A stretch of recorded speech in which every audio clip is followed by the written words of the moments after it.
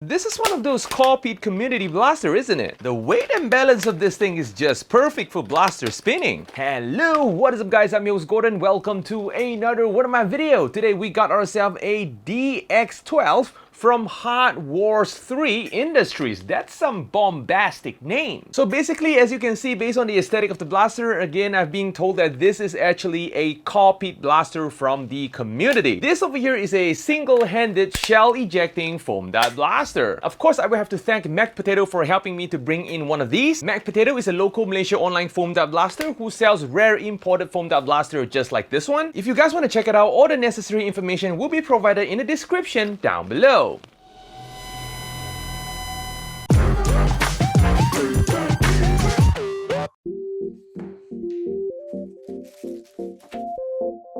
In the box, we got the blaster itself, safety goggle, 4 shells, 10 darts, and a manual. The blaster comes with these proprietary shells which looks like it was made of nylon. It also comes with one of these shortened darts which is similar with the XM1014. To put in the darts, you will have to pull this lever to open up the blaster. Next, you will have to put in the first shell and push it in, and drop in the second shell and close the blaster. Pull the priming handle at the bottom and you are ready to go.